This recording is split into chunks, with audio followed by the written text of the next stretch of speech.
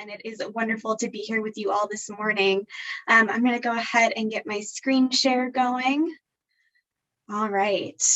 So as Carola mentioned this morning, we are going to be talking about fine-tuning your brand for the digital age, specifically from the perspective of a small business, and using that as a tool to really drive solid results for your small business. So just diving in here, and of course now my screen share is not gonna cooperate. There we go. So just a little bit about me. Carola already did a great job with the introduction, so I don't know that we need to spend a ton of time on that. But one thing I did want to point out that we are big believers in at Toolbox, and that we will be referring back to several times throughout this presentation, is we like to use these marketing and communications tactics, one of which being social media, to drive tangible results for your business. So it's so easy, especially as a PR agency, to focus on things like click counts, audience reach, things like that. But what are these activities doing that will improve the bottom line of your small business? So, and then just one other note too, if anyone is using Twitter through the presentation, feel free to engage with us at Toolbox Inc. We'd love to see that. And just a little bit more about Toolbox. Carola has already done such a great overview. But like she mentioned, one thing that we are passionate about is our Toolbox process, which is listen, build, impact. And so we believe in communicating the right messages to the right audience through the right channels at the right time. And that is going to be integral to our social media conversation that we're going to be having today, is listening for those opportunities, building that program for your social media activation, and then executing for real results. And also, you know, social media is just one tool in your toolbox. Obviously, today we'll be talking mostly about digital marketing and social media, but we are big believers in using integrated campaigns to drive impact. So certainly that is one great tool, but also integrating it with media relations, thought leadership, that sort of thing. Can also lead to just astronomical impact. So just something to keep in mind. And then here are a few of our clients. You'll see we have some big brands that are headquartered in Texas, but also some small businesses, B2B and B2C, from various different industries. So it really does run the gamut. And so in terms of what we'll cover today, we'll talk about why social media, what are the benefits to your small business, but more importantly, the how. How are you going to build your plan to execute for those results? What does that plan include? How do you get started? How do you find your voice? All of those are things that we are going to discuss today. So let's just dive right in. So why social media? As small business owners or employees, we know that there are only so many hours in the day. So how do you pick things that are going to really move the needle, but also not take all the time in the world? So social media is a great tool to market yourself and your business in a way that is efficient and effective. But all of that starts with building your plan. So here are just a couple of benefits to businesses that use social media. So you'll see that 54% of consumers will use social media to research products. 71% of people who have a positive experience with a brand via social media will refer that brand to their friends and family. And 49% of 49% of consumers rely on influencers for recommendations that will help drive their purchase decisions. So that is something we're not going to spend a ton of time talking about influencers today, because that really is a conversation in and of itself. But influencers are people on social media that others trust to influence their decisions.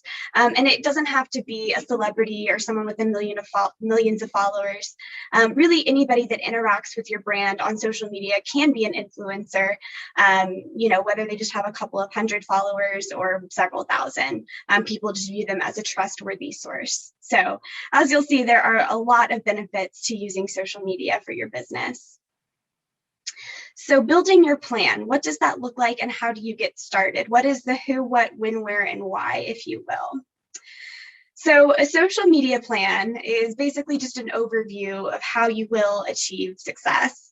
And we recommend that it includes elements like goals, measurable objectives, target audiences, competitors, messaging, channels, and then a timeline for execution. And I know that sounds like a lot, but it does not have to be complex. It does not have to be very time consuming.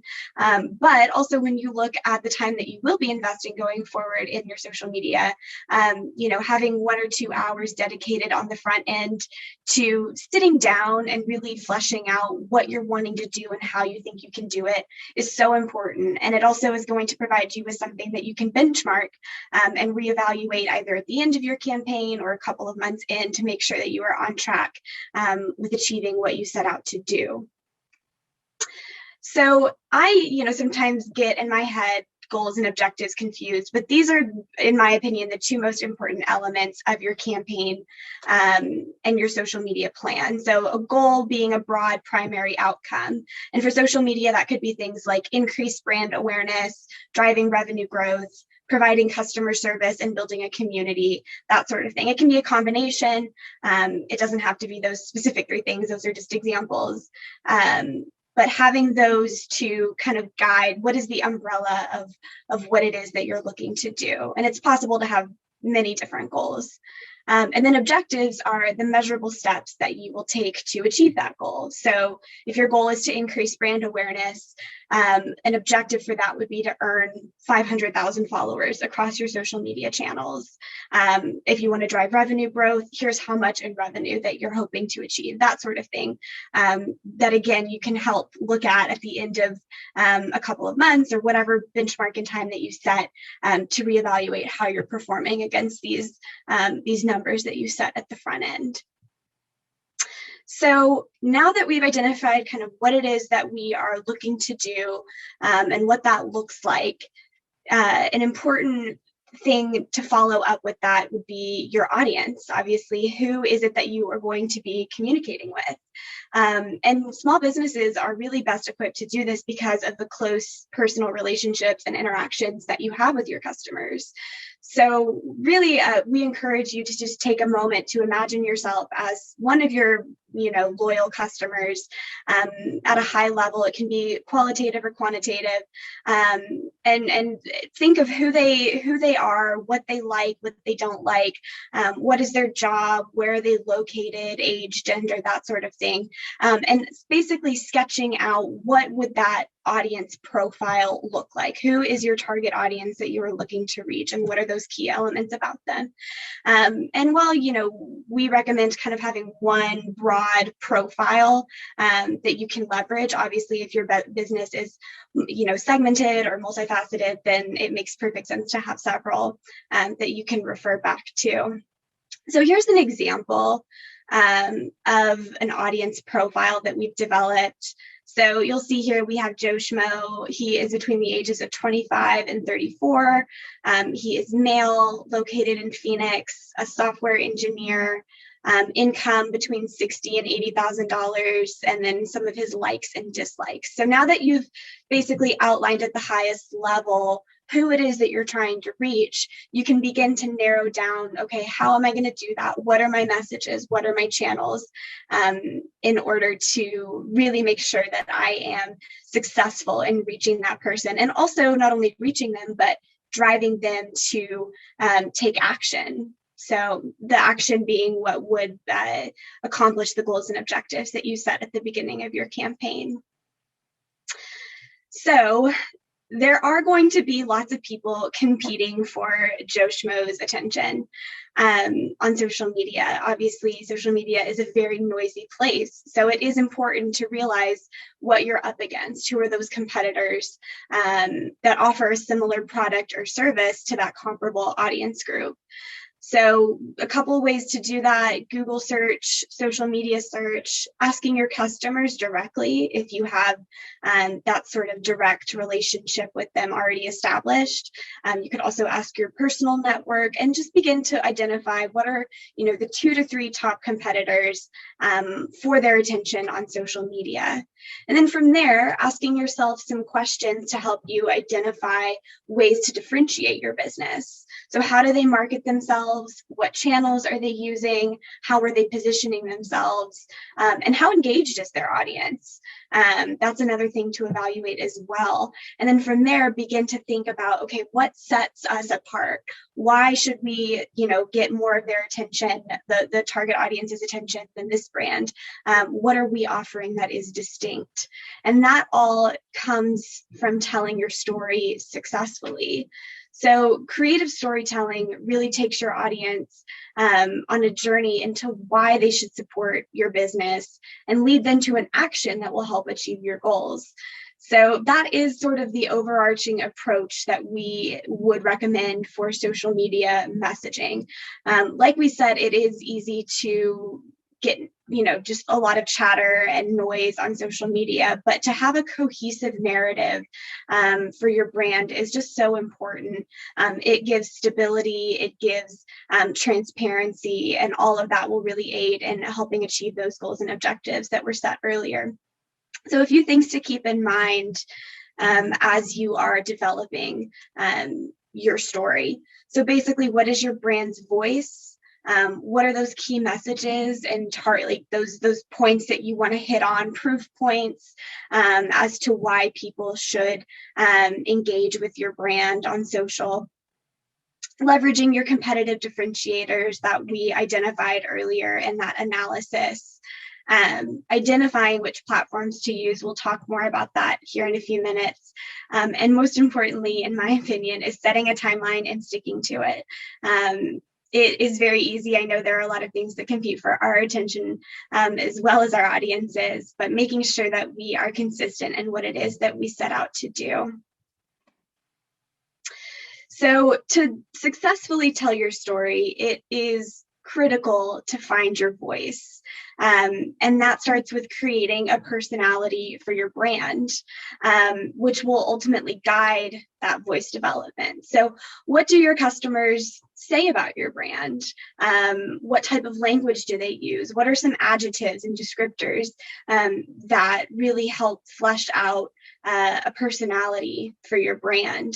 What are the colors and visual identifiers that your customers can come to recognize, whether it's your profile pictures, whether that's cover, social media graphics, infographics, that sort of thing that will accompany your content. What makes you stand out, and what is the personality that you're looking to carve out? Keep it clear. Avoid jargon. No one likes to see a lot of complex things on social media. Keep it very simple. Keep it informal. Social media, we encourage people to almost write like they are talking. When I'm developing social media content for my clients, I oftentimes will read it aloud to make sure it sounds natural. And that is so important in having a strong social media presence that also feels very approachable for your consumers. And also keeping it concise. People have a very short attention span these days, particularly on social media. And while some platforms like Twitter will have, guideposts for how long your content should be, for example, 280 characters, we recommend sticking to, even shorter than that across all channels. Because again, people just have that short attention span. And then maintaining consistency. Consistency is so important once you develop your voice, and people will come to expect that in social media. But one thing we also like to clarify is that it is okay to make exceptions as appropriate. Be mindful of the content. So if your voice that you've established for your brand is lighthearted and cheerful, but maybe you're wanting to engage in a more solemn conversation or a serious topic, to make sure that you're making an exception for that. All right, so once you develop your key messages, you are ready to look into different platforms for sharing these messages with your audience. Remember that right messages to the right audience through the right channels at the right time. So where do you start? There are so many platforms to choose from these days. And later in the series, I know we'll hear from experts from each of these platforms that can help you identify which one will work best for you. So we'll put a pin in that. And I know, Carola will follow up with sort of what the next phases are for this webinar series, but I think it'll be really interesting to dive deep into these different platforms because they do have their own personality and they do have their own best practices. So important to keep that in mind. So you have your messages, your audience, your channels. What about the timing? And that a lot of people, we've seen that they like to think about that last.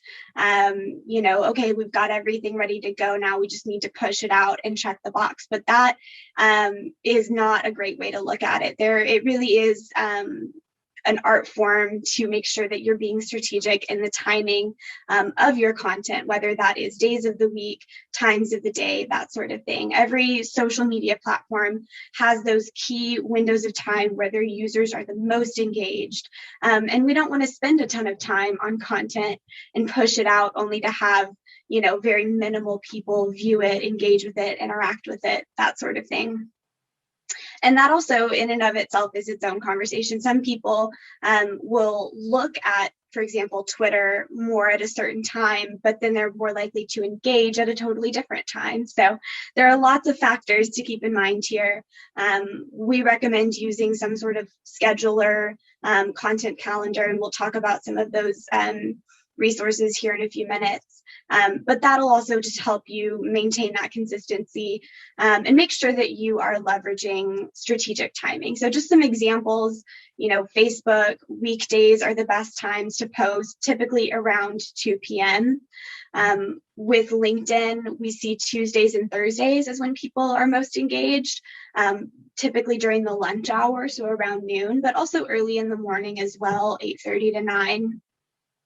And then Instagram, that one is very hit or miss, but 11 a.m. on weekdays tends to be a good time for Instagram. And these are just examples. There are lots of nuances to these time slots, but so important to keep that in mind as you are just crafting your social media approach. So what does that look like in practice? You've done all of this planning, you've talked about your goals, your objectives, your audience. What does that look like in action? What is the execution to get from point A to point B? So some practical steps to take to guide that approach. So secure your handle. That seems very straightforward, but making sure that you have that name and keeping it as consistent as you can across other channels. So if you're planning on using, for example, Twitter and Instagram, if you can get those domains to be the same, that would be ideal. But if not, making sure that it is as close as possible.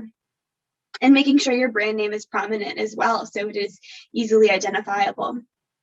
Establishing your visual identity through your profile and cover photos, some of your initial post graphics, brand imagery, populating it with photos, graphics, logos, that sort of thing that will really make it recognizable for your brand. And then following relevant channels to build your network. That's another thing too, is, people aren't immediately going to know that that your brand has a social media presence. So making sure that you engage with them directly first, that you reach out to them. So following clients, following industry partners, employees, people from your own personal network, and also your competitors too. So you can kind of keep an eye on what they're doing and vice versa. So making sure that you populate that initially, that will drive that initial spike in engagement. So another thing that will really help with engagement is identifying some key hashtags that are specific to your business. So looking at, for example, locations, hashtag Dallas law firm, hashtag PR Dallas, things that people have interacted with on that specific platform that relate to your business will certainly drive a spike in engagement. Looking at trending topics as well, Flashback Fridays, that sort of thing, if it makes sense for your brand, will ensure a prominent place in those conversations. And then if there's anything specific to your brand, so, for example, at 3Box, sometimes we'll do hashtag 3Box on our posts, just because we want to make sure that if people do click on that, that is populated by our brand, our messaging, and our imagery. From there, develop your content calendar. We like to look at things month by month because conversations can change so rapidly these days, as we've seen. So carving out what it is that you want to say and when you're going to say it. And some things that can be used to populate that content calendar include those brand message points that we developed as part of our plan. Also providing some background on your company as appropriate, profiling members of your team, providing photos, really humanizing your brand. There have been lots of studies that show that the social media content that gets the most engagement includes a post that has a photo with a face in it. That is what people like to see, and that is how people will be more likely to engage. Ooh, sorry about that. Things are freaking out here. There we go. Or not. Okay, there we go. Also looking at some seasonal activations, especially during holidays, there are many conversations around corporate social responsibility, giving back. Maybe there's, if you're a B2C brand and there are some, product sales, things like that you want to highlight, that is a great time to do so. Taking pictures, posting your products, providing custom links that people can purchase directly, and that will also allow you to track that sale back to a social media post. That's another great avenue. Those custom brand graphics. And then finally, and one thing that, we, I think is a relevant point during June, specifically during Pride Month, is social issues, if it feels appropriate and authentic for your brand. And one thing we would recommend is don't talk about something just to talk about it. Make sure that there's weight behind it. Make sure that you are taking action that matches what it is that you stand for from your brand's perspective. And so people don't, we see a lot of conversations about rainbow washing during June specifically. And while I think it's important to show advocacy, making sure that you are being authentic to your brand year round beyond just that one specific time period. And then importantly is revisiting that original plan that we've spent so much time talking about to see how you're performing and evaluate success. So for example, if your plan is for 12 months, checking in and saying, okay, or it's been a quarter of the year, are we about 25% on par with our objectives? If not, do we need to pivot? Do we need to reevaluate our approach or our objectives in light of how we've been performing? So that is so crucial to be able to evaluate your success before, during, and after your campaign to make sure that you are on track to do what you set out to do. So a little bit more about measuring success. After a few months of launching social media, revisiting to evaluate your performance and pivot if necessary. So social media impact can be measured monthly, it can be measured quarterly. There are plenty of different ways that you can do it, but that way you can make sure that you are meeting any changes that have occurred over time. And while numbers certainly matter when measuring social media success, we would say to not get too caught up in follower amounts, likes, things like that. Those are important metrics, but they also are not the end all and be all of what it is that you set out to do. And I know there are so many different things to look at. Analytics can definitely be very overwhelming. So honing in on what are those core things that you want to pay attention to, again, outlined in your plan at the beginning, to make sure that you're not letting all of that noise cloud what it is that you set out to do. So a couple of examples of this, earlier we carved out 3 different example goals, one of which being to increase brand awareness. So a couple of ways to measure that would be your follower increase over time, and your post impressions and reach. For revenue growth, looking at product sales that you can attribute to social media links, looking at business leads from social media referrals. For example, if you ask the question about how did you hear from us or how did you hear about us, then you can trace that lead directly back to social media and count that as a win towards your objectives.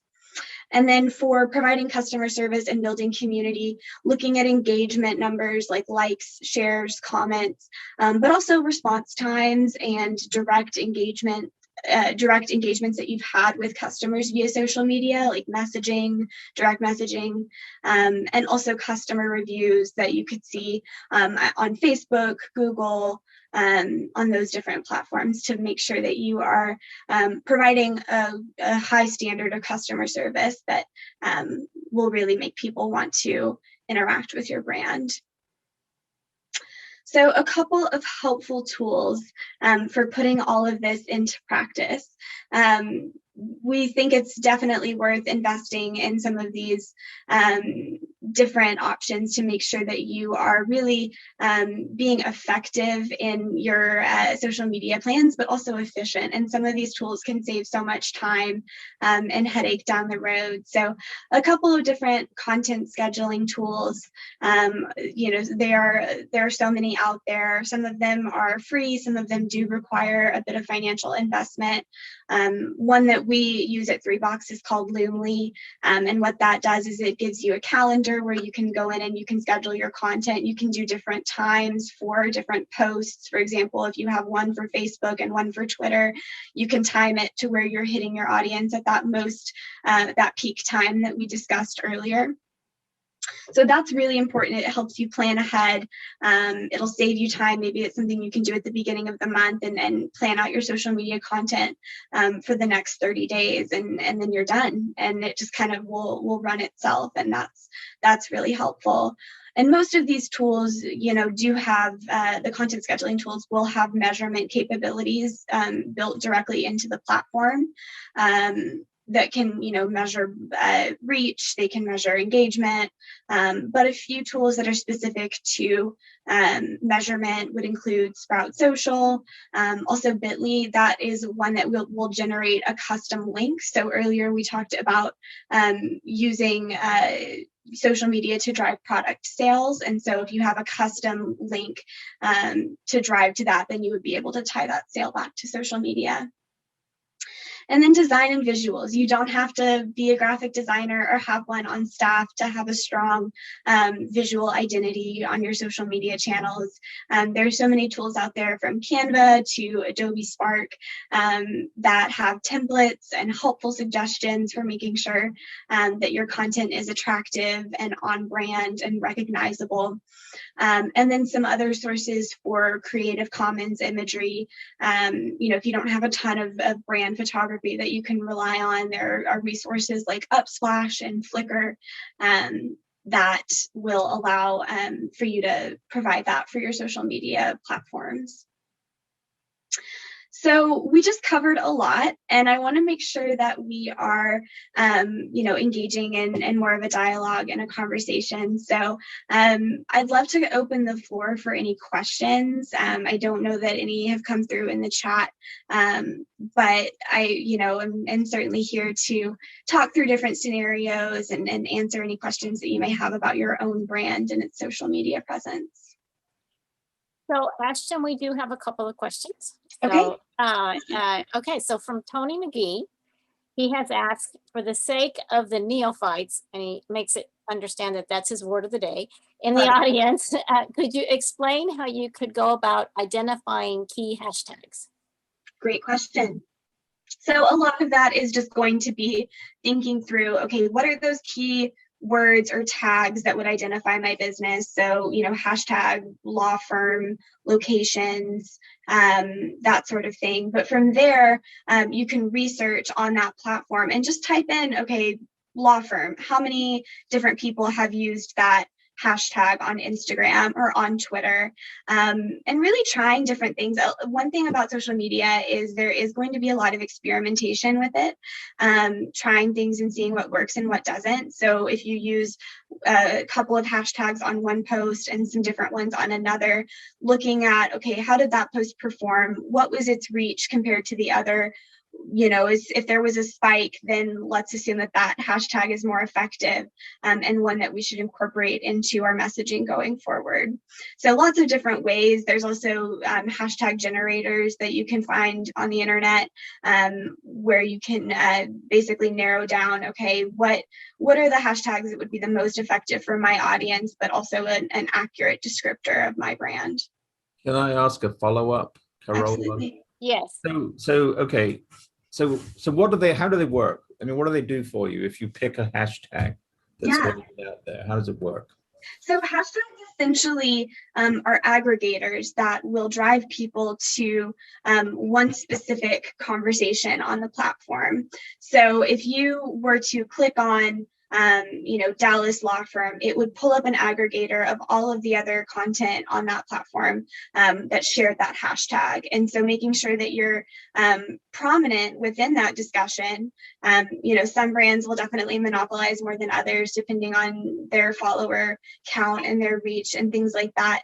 But essentially that's what it is. It's an aggregator for trending topics and things like that on different platforms. And some of them have, for example, hashtags are much more prominent on Twitter and Instagram than Facebook and LinkedIn. So there are different approaches for each platform. And I'm sure that in the follow-up to this seminar, they'll talk a little bit more about best practices for those individual platforms. But at the end of the day, aggregating content is the purpose of the hashtag. Thank you. Absolutely. Yes, and I have another follow-up question to that. Should you change them a lot? Like if you find that, say, law firm is one that you is working and using, should you change it or just keep it a lot all the time? If it's working, if it's driving, engagement that ultimately is forwarding those goals and objectives that you identify in your strategic plan, I say keep it. I think there's also room, for example, on Instagram, there is not a super long, I think you can have like 500 characters total. There's a lot of opportunity there where you can experiment. Maybe you post your caption and then at the bottom you'll see lots of different hashtags that that's a common format that people will take with those posts, and so you can experiment with different ones in that same location. With Twitter, when you have a limit, making sure that you're using that limit effectively, and a lot of that will be relying on those hashtags that have proven themselves to be successful. Excellent. Okay.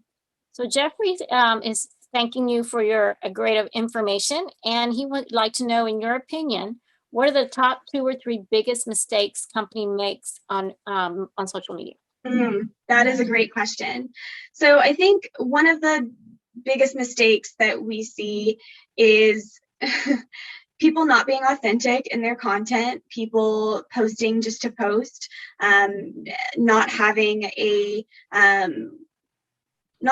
weight behind it. So, that can be as specific as dealing with social issues like Pride Month, but also just in general, talking about your brand with no purpose or no strategy.